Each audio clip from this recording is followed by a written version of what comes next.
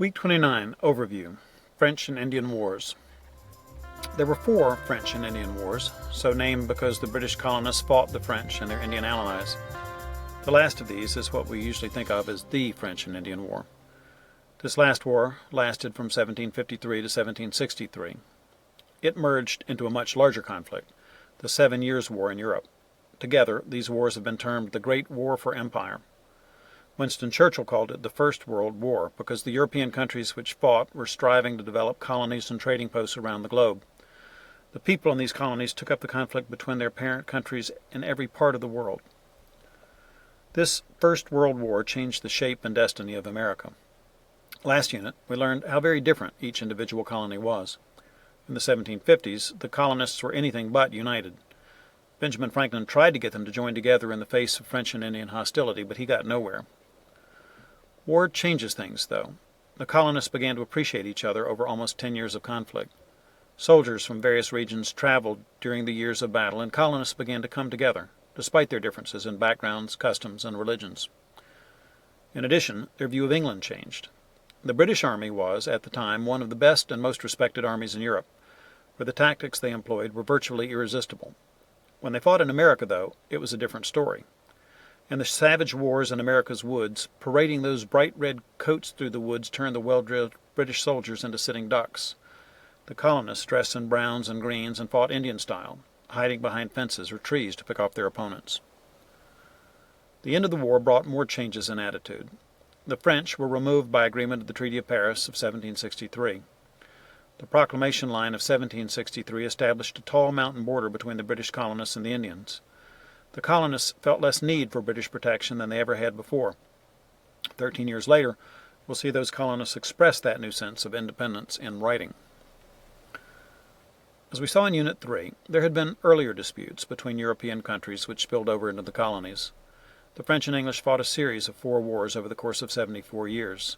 The American colonists called them King William's War, Queen Anne's War, and King George's War. You can see from the names that the colonists didn't think of these wars as their own. In America, these first 3 wars made little lasting change on the balance of power or territory. The 4th conflict, however, ended with a British victory and the effectual end of French power in North America. The first shot of this war was fired under orders from a young colonial officer named George Washington in the wilderness of the Ohio Valley. In 1753, Governor Robert Dinwiddie of Virginia decided to warn the French to withdraw all troops from the Ohio Valley region. He appointed young Major Washington to take a message to the French military commander. Washington delivered his message to a French outpost near Lake Erie, but the French rejected it. Their orders, they said, were to take and hold the Ohio Valley. Washington brought the bad news back to the governor and urged him to build a fort where the Monongahela and Allegheny rivers joined to form the Ohio, the site of present-day Pittsburgh. Before the month was out, Dinwiddie sent frontiersmen to build it. Washington, at the age of 22, was promoted to lieutenant colonel. He was ordered to recruit soldiers to man that fort, a task made harder by the discriminatory policies of the British Army. English troops and officers would pay more than their American counterparts, even though the dangers and the hardships were the same. By April 1754, Washington set out for the new fort with a force of 160 raw recruits, only to learn that the French had already captured it and renamed it Fort Duquesne. He pressed on anyway. His troops surprised a group of French soldiers and Washington attacked. It was his first experience of battle, and the first shots of a war that would last for 9 years, the first war ever to circle the globe. Washington's force lost 1 man, but killed 10, wounded 1, and captured 21. While he waited for reinforcements, energetic George Washington built a new fort, 60 miles south of Fort Duquesne, and named it Fort Necessity.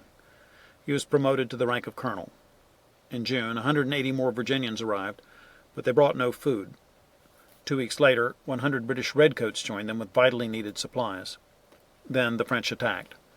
Many of Washington's men were sick, and all were hungry. 30 were killed and 70 wounded that day as a rainstorm turned the battlefield to mud and soaked what little gunpowder he had left.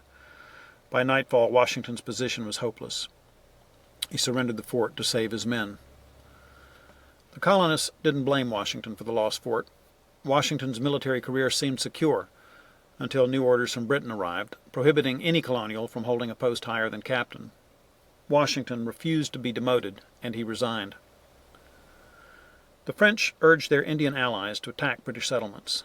concerned colonists gathered at Albany, New York, where they met with representatives of the Iroquois Confederacy. Benjamin Franklin proposed that the colonies unite. The delegates liked the plan, but neither Britain nor the colonial legislatures took it seriously. Even in the face of a very real and present enemy, the colonists could not overcome mutual suspicion and disagreements in order to fight a common foe. The following year, the British tried to retake Fort Duquesne. They sent out a general and a large force of British regulars, meaning professional soldiers. General Braddock intended to start with Fort Duquesne and then move on to pick off every other fort in French Quebec in one short campaign. Washington went along as an unpaid aide to Braddock, but the general had no interest in what he or any other colonial soldiers might know about the situation in the Ohio Valley. Braddock's troops made slow progress through the wilderness. As he neared the fort, the narrow roadway made him string his men out in one long line. Suddenly, French and Indian soldiers ambushed the redcoats, fighting Indian style by shooting from behind bushes or trees. In Europe, men faced each other at predictable times in open fields. They stood courageously when fired upon, and then returned fire and advanced. Braddock either could not or would not adapt. He insisted on playing by the rules as he saw them, and commanded his men to stand and fight. Braddock was mortally wounded, and his men were routed. Washington was unhorsed twice during the battle, but lived to lead the survivors back to Philadelphia. Indian tribes were drawn into the war by both sides, but the French had an advantage. As we learned in Unit 3, the French mostly set up trading outposts, not permanent French settlements. The French trappers mingled with the Indians. They learned enough of their languages to trade. Jesuit missionaries were fairly successful in bringing Indians into the Catholic Church. Thus, France rarely disrupted or displaced the native people. English-speaking settlers came to settle down. They cleared lands, built farms, fenced-in fields. When the English moved in, the Indians moved out. The French, by contrast, didn't pose the kind of threat the British did. England's war soon spread beyond North America.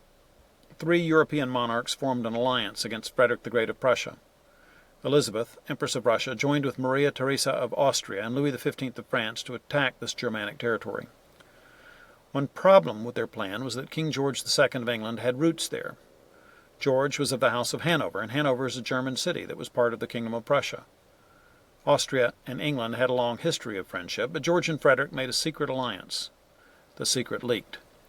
This enraged Austria, which viewed Prussia as a rival power. The war broke out, and Britain joined the battle on Prussia's side, adding Austria and Russia to France, which it was already fighting on the other side of the Atlantic.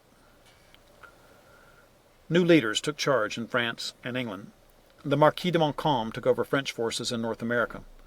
William Pitt became Britain's prime minister. That's a name we'll hear a lot of. This William Pitt is usually known as William Pitt the Elder. We'll also read about his son, William Pitt the Younger, before the end of this unit.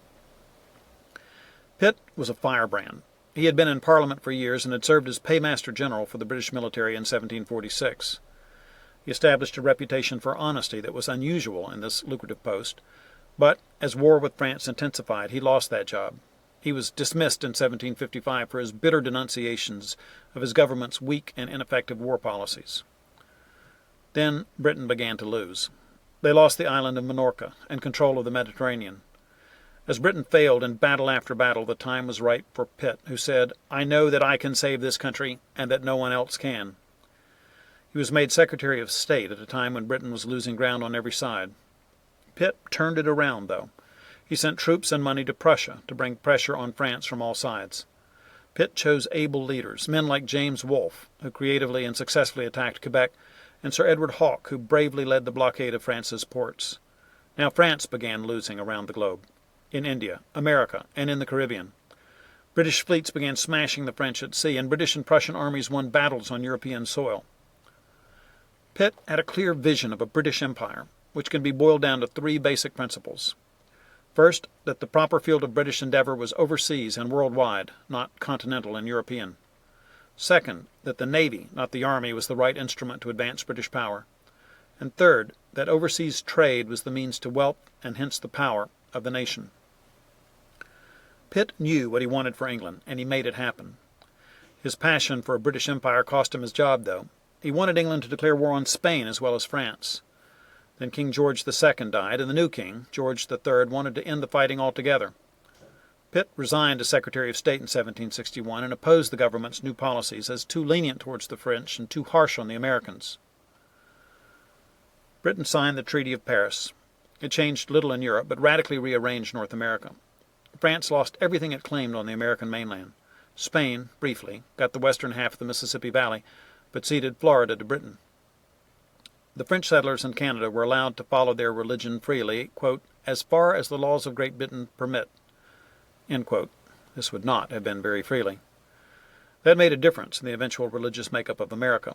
Roman Catholics remained a minority because the people who crossed the Appalachian Mountains to settle America's interior took a Protestant faith to the frontier. The French and Indian War taught the colonists some lessons about the country from which they were soon to seek independence. British soldiers were feared in Europe, but European warfare didn't work in America. Americans soon learned that England's army was not an invincible machine. It could be defeated in North America, using new methods of warfare that were well suited to colonial resources. The Americans learned a lot about British military leadership, too. The British officers did not seek the advice of the colonists who knew the country. They would not give them equal pay or rank with British soldiers. They failed to recognize the usefulness of Indian allies and the strength of Indian enemies. The colonists lost respect for these arrogant British generals. Colonial leaders counted on these traits when they came to fight British officers during the American Revolutionary War. As colonial confidence in British military leadership dwindled, their confidence in themselves grew.